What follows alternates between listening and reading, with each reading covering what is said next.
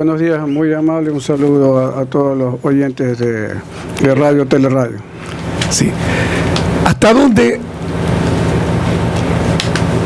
estos enfrentamientos verbales, si cabe el término, estas reacciones por parte y parte, nos cambian a la sociedad, nos distraen a la sociedad de los hechos reales que vivimos, el desempleo, la pobreza, la crisis económica? Se habla por parte de los voceros del gobierno central que no tienen por qué oponerse a el proyecto de ley del IFA y también del ISPOL, porque en ningún momento están perjudicando a las Fuerzas Armadas, sino que hay tintes políticos por parte de ustedes, digo, porque forma parte también del grupo de militares en servicio pasivo.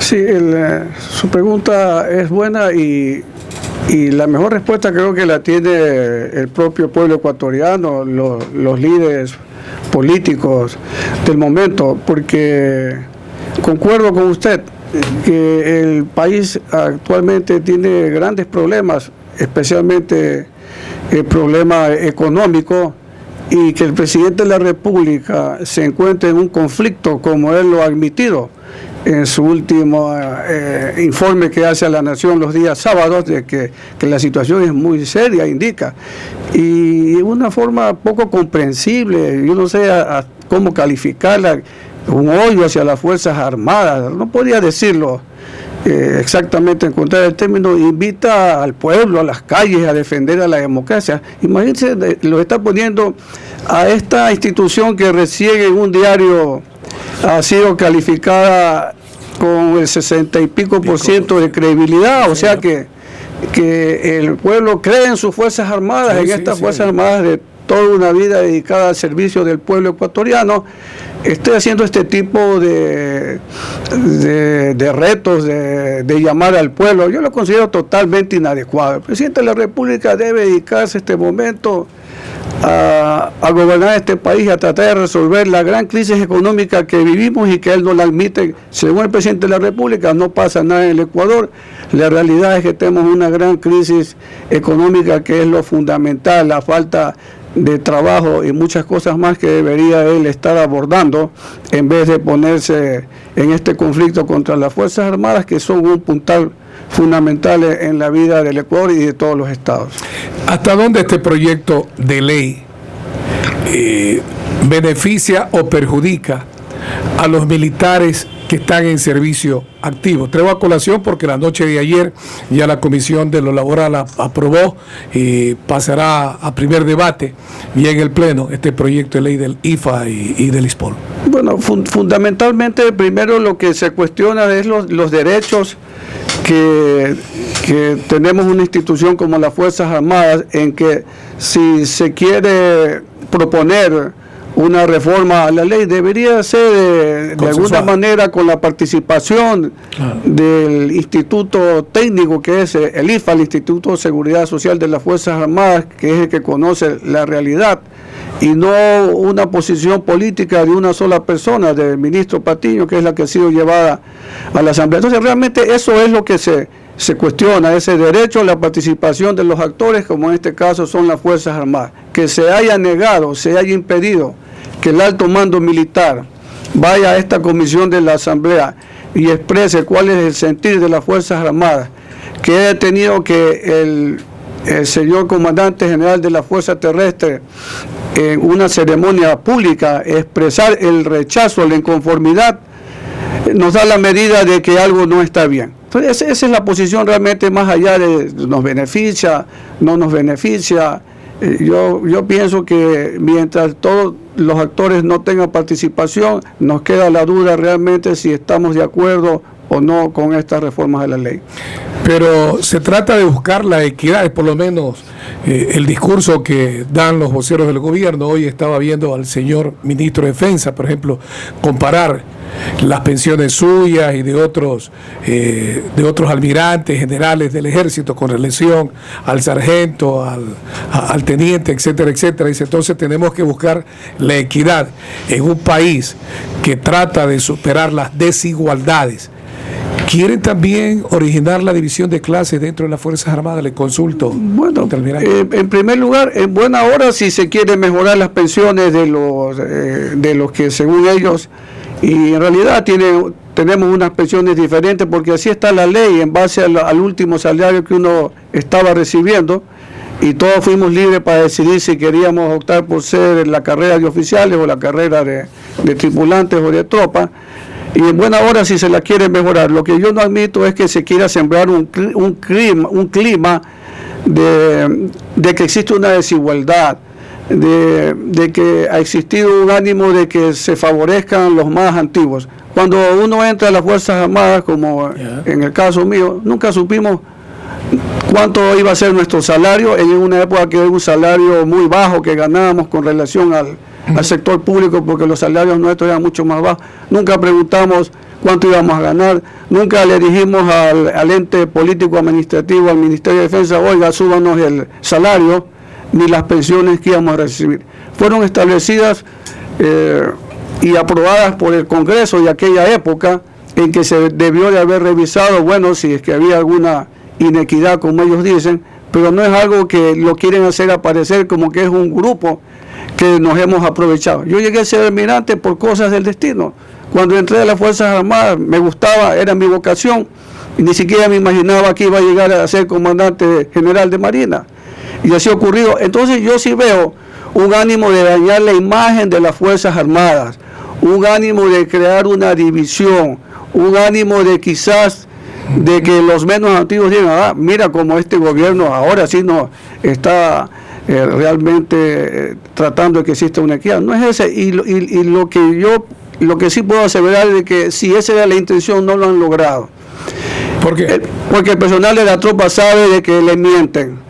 Hablan de un incremento. En los últimos 4 o 5 años no ha habido ningún incremento en las pensiones, no se ha revisado. Pero con la crisis económica, entonces todo es demagógico, todo es un intento para mí de debilitar a las Fuerzas Armadas, y quizás me atrevería a decir a ganar algunos votos. Cuando usted dice debilitarlas, recuerde que el ministro de Defensa estuvo en la última reunión de la convención del Foro de Sao Paulo, donde una de sus políticas es debilitar a las Fuerzas Armadas, porque según ellos ven a las Fuerzas Armadas como la principal amenaza que tienen. Recordemos que este Foro de Sao Paulo surgió a partir del año 1990, luego de que se disolvió la Unión Soviética, y se reunieron para ver cómo mantenían estos regímenes de esta tendencia socialista, comunista. Y lo que decidieron es que ahora iban a obtener el poder por los votos. Pero una vez que obtenían el poder, una vez por los votos, no sometían al poder militar, sometían a todos los poderes del Estado como lo han hecho. Y lo único que les falta todavía someter es a las Fuerzas Armadas del Ecuador, lo que no lo han logrado, ni lo podrán hacer.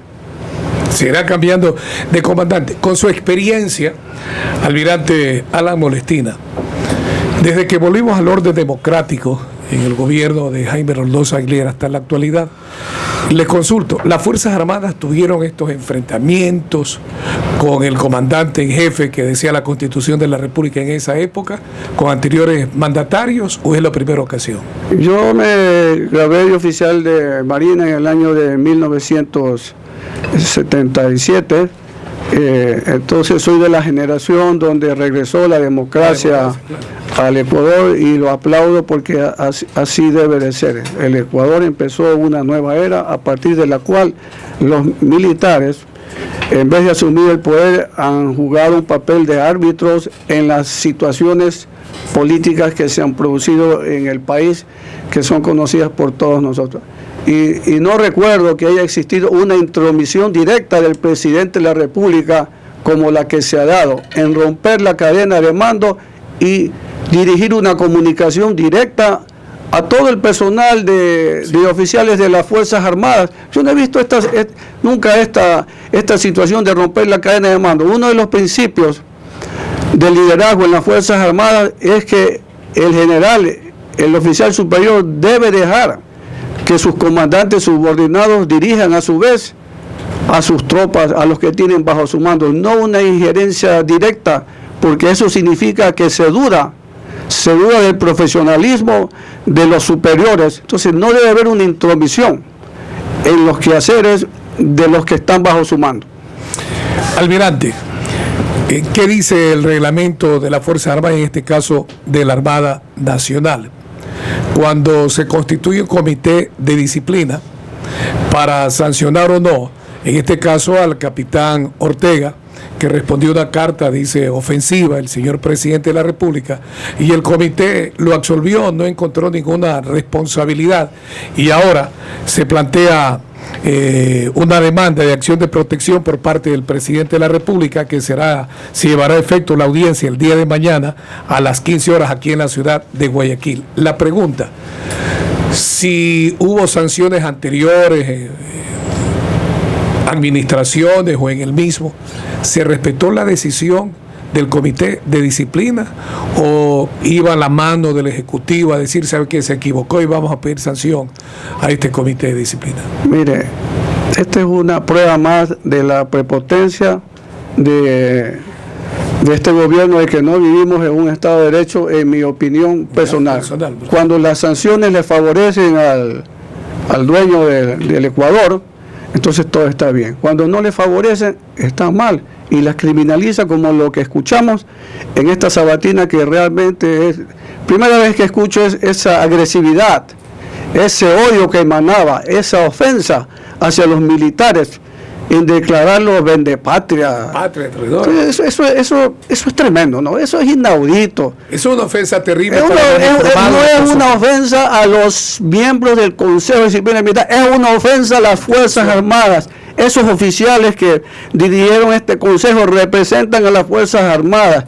Estos oficiales son los que durante la guerra de Cenepa estuvieron desplegados en el archipiélago de Jambelí, cuando yo todavía era activo, defendiendo la heredad territorial, defendiendo nuestra soberanía. Y no es justo que porque no satisfacen los caprichos de quien dice ser el comandante en jefe de las Fuerzas Armadas, que no lo es, es la máxima autoridad militar, venga y traten de esta forma a los militares. El Consejo, el reglamento de disciplina militar, el reglamento sustitutivo al reglamento de disciplina militar, como se llama, que es común para las tres ramas de las Fuerzas Armadas, primeramente dice el artículo 5, las relaciones entre los superiores y subordinados se basan en el respeto mutuo. Y esto es algo que yo siempre resalto y digo, que el mejor sistema laboral que existe son las regulaciones para las Fuerzas Armadas, porque en nuestras leyes y reglamentos, si un superior de alguna manera irrespeta a un subordinado, él tiene todo el derecho para pasando el órgano regular, presentar su inconformidad, su queja, y tenga por seguro que este oficial superior se le acabó la carrera el rato que un subordinado demuestra que le faltó el respeto, lo que no vemos que ocurra realmente en la función pública. Y el artículo 9 indica, las disposiciones de este reglamento rigen para todos los miembros de las Fuerzas Armadas permanentes. El señor presidente de la República no es un miembro de las Fuerzas Armadas permanentes, no está en el orgánico, en el escalafón militar. Es verdad que en la Constitución dice que es la máxima autoridad militar, y en la Ley Orgánica de la Defensa Nacional indica que el presidente de la República es la máxima autoridad de las Fuerzas Armadas y ejerce tales funciones de conformidad con lo dispuesto en la Constitución Política de la República y más leyes pertinentes, como la que estoy leyendo. Sus funciones constitucionales en los aspectos político-administrativos las implementará a través del Ministerio de Defensa, y en los aspectos militares estratégicos con el Comando Conjunto. Y esto es lo que aduce que, sin perjuicio de que las ejerce directamente, cuando habla directamente no se refiere a que va a dar órdenes personales a los miembros de las Fuerzas Armadas. Cuando habla del nivel político, y hay que recalcar que esta ley de seguridad y defensa nacional fue hecha cuando existía la doctrina de seguridad nacional, en que claramente los que hicieron esta ley entendían los niveles de la guerra como se los conoce, o de la estrategia, en donde el nivel político es la que decide la acción militar, es la que decide el objetivo político, como en el caso último del diferendo que teníamos con el Perú, claro, que decidieron aceptar este límite marítimo, y esa es una decisión política. La decisión política que tomó el presidente Mahuad de firmar la paz fue una decisión política, y así no nos gustó a los militares, porque no nos gustó que esa sea la decisión después que ganamos la guerra en el CENEPA. Entonces ganamos el objetivo estratégico militar, pero no ganamos el objetivo político. Bueno, se ganó la paz duramente, porque perdimos lo que aspirábamos al menos recuperar después de todo el territorio que perdimos en el 41. Entonces eso son la conducción política, y la estratégica militar se refiere a los que los militares tienen que decidir en su nivel sobre los objetivos estratégicos. A esto se refiere. Claro, como no entienden nada de lo que es la doctrina de seguridad nacional, creen que esto aquí significa que directamente va a ejercer el mando de las tropas. De ninguna manera. Esas son las decisiones en que él tiene que tomar. El objetivo estratégico que decían los militares, sí, tiene que ser aprobado por el presidente de la República, o si no, él lo puede decidir, pero ese es el nivel, hasta ahí llega. Quiere decir entonces que el pedido del señor mandatario no debía ser admitido en este caso por parte de una representante de la justicia, por la jueza, ya que el presidente no puede hacer la demanda en este caso.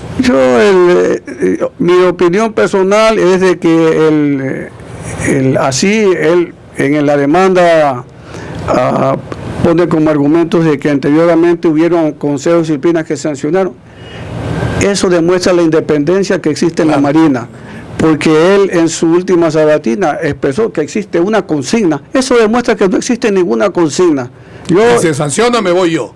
Yo felicito y aplaudo realmente los principios y los valores que ha demostrado el oficial de Marina, y realmente que el señor presidente de la República no nos conoce a los oficiales navales. No claudicaremos, no nos atemorizaremos porque así ponga las 1000 demandas ante los jueces.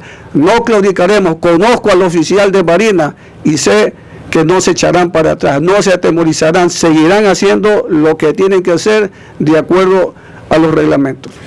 ¿Cree usted entonces que es una decisión injusta que se corte la carrera del señor Ortega y de quienes integraron el Consejo de Disciplina, porque se podría terminar con la carrera de ellos? Bueno, de hecho ya lo sentenció en la sabatina. De hecho ya lo sentenció, ya dijo que tiene que salir de las Fuerzas Armadas, y es lo que va a ocurrir, porque una vez más se demuestra de que en este país existe una falsa democracia. Los poderes del Estado están secuestrados. Como esta jueza encargada en 3 horas decidió de dar las medidas cautelares, y que temporalmente la resolución no esté efectiva, cuando creo que se debieron de haber empleado otros medios en todo caso, si es que se sentía aludido al señor presidente de la República. No sé si usted concuerde con el pedido que hace en esta ocasión el general Ernesto González, el jefe del Comando Conjunto de las Fuerzas Armadas, quien escribe al señor presidente de la República que no siga utilizando a las Fuerzas Armadas como cortina de humo. Él se suma al cruce de cartas también. Sí, al comienzo usted lo manifestó, ¿no? Si no sería de que esto trata de desviar la atención. Quizás es un análisis más político que se tenga que hacer. Lo que yo puedo decir es que existen problemas más fundamentales por lo que atraviesa el Estado ecuatoriano, que el presidente debería dedicarle su energía para resolverlo y no ponerse en un conflicto innecesario con las Fuerzas Armadas, que lo origina él. Él es el causante de este problema. Si él hubiera respetado la cadena de mando, hubiera dejado que sea los señores comandantes de fuerza los que resuelvan en todo caso si hubiera alguna presunta falta, o si había que indicar algo a los miembros de la Fuerza Armada, los hagan sus comandantes, pero él con este dicho que tiene, que él es el comandante en jefe de la Fuerza Armada y por eso tiene derecho de ir hasta el último, bueno, ahí están las consecuencias. Porque con esta carta del general González también ha de ser demandado. Tendrá que demandar a todos los consejos de disciplina, porque ya le dije, no sabe con quién se ha metido, no conoce al oficial de Marina, jamás claudicarán en sus principios y sus valores y no se atemorizarán. El día de mañana, que se lleva efecto a las 3 de la tarde, la audiencia de la acción de protección presentada por el señor presidente de la República.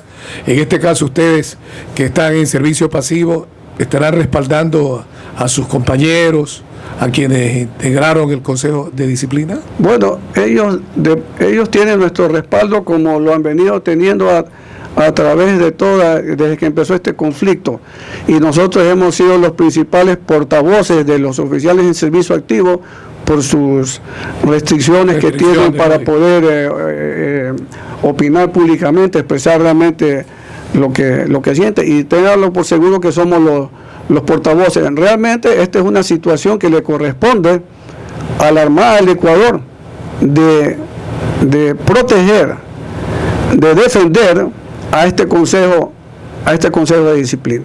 ¿Cuál es el llamado que le hace usted como ex comandante de la Armada Nacional, ya que los almirantes de Guayaquil se reunieron ayer aquí para analizar si la defensa debe llevarla el departamento jurídico de la entidad o si cada uno de los oficiales debe acudir con sus abogados? Y la definición se dará el día de hoy en la capital de la República. Mire, no hay para ni siquiera pensar, reflexionar de qué corresponde. Esto le corresponde a la institución. Si no fuera así, la historia lo juzgará. Estoy seguro de que se va a dar, que es la institución que tiene que defenderlo. Ellos actuaron no a título personal, actuaron por un mandato de un señor almirante comandante de un reparto que los designó para que cumplan esta función. Y ni siquiera se da para pensar de que habría que analizar de que si es la Armada que los tiene que defender o ellos personalmente. Lo segundo sería una traición a la institución armada, lo cual no creo que no se dará. Estoy seguro, todos hemos sido formados bajo los mismos principios y valores.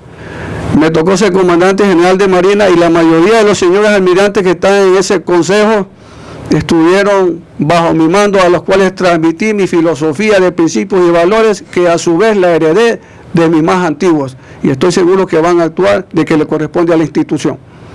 ¿Qué pasa si las Fuerzas Armadas de nuestro país actuaran como los miembros de las Fuerzas Armadas de Venezuela? Jamás podríamos llegar a esa situación. Es lamentable lo que ocurre en Venezuela, que se encuentren unas Fuerzas Armadas politizadas, que es lo que han intentado hacer aquí y hasta ahora no lo han podido. Y esa es una de las razones fundamentales por lo que esta institución mantiene más del 60% de credibilidad, porque todo el tiempo se ha mantenido alejada de la política. Cuando la ministra María Fernanda Espinosa manifestó de que debíamos defender el proyecto político en una ceremonia, se equivocó totalmente. Las Fuerzas Armadas de Ecuador no van a defender ningún proyecto político. Su misión está claramente establecida en la Constitución, sea gobierno de izquierda, sea de gobierno de derecha, de centro izquierda. Está claramente establecida la Constitución, y somos unas Fuerzas Armadas profesionales, como lo demostramos en el Alto Cenepa, donde ganamos la guerra, ganamos el objetivo estratégico militar. Frente a esta situación, estas tristes realidades que se está viviendo en el país, desde su óptica, almirante Alan Molestina, ¿cuál es el llamado a la ciudadanía? Primero, me preocupa el silencio de los líderes políticos de este país, que no se han pronunciado absolutamente. Todos creen que van a llegar a la segunda vuelta y que van a ser presidentes de la República, y permanecen callados. La población, yo estimo que se ha manifestado en las redes sociales a favor de las Fuerzas Armadas, y esta encuesta que ha sido hecha por un diario donde tiene más del 60% es una muestra más de cómo nuestro pueblo reconoce la labor de las Fuerzas Armadas. No es justo, no es bueno para el país que hayamos entrado en este conflicto entre el Ejecutivo y las Fuerzas Armadas. Créame que esto es de Ripley. Yo no he visto ni siquiera en toda Sudamérica esta situación. Lamentablemente el presidente de la República dice las cosas a medias cuando compara la situación del infante Marina en Estados Unidos, de que fue separado de las Fuerzas Armadas, pero no dice la historia completa, pues este señor que ya le habían hecho 4 consejos superiores en que ya le habían advertido que tenía que esta dirección, este portal que tenía donde manifestaba cosas en contra de en la Constitución de los Estados Unidos sí indica que el comandante en jefe del Ejército, Marina y Aviación es el presidente de la República, y él tiene el mando directo de los comandos combatientes unificados. Él es el que ordena directamente, o sea, es una organización diferente. Pero 4 veces le dijeron, no es que lo sancionaron en la primera y le dijeron, oiga, tiene 30 días de suspensión o lo que sea. Primero le advirtieron 4 veces, y las cosas ofensivas que este señor expresa no tienen nada que ver con esta carta que contestó el señor capitán Ortega al señor presidente de la República. Entonces yo hago el llamado primero es a las Fuerzas Armadas que nos mantengamos unidos, que nuestra tropa, nuestros tripulantes crean en sus líderes que son los oficiales, y así como viene la cadena mando de nuestros suboficiales mayores, que no existe discriminación como han hecho crear un decreto para la equidad, la discriminación. Ese es un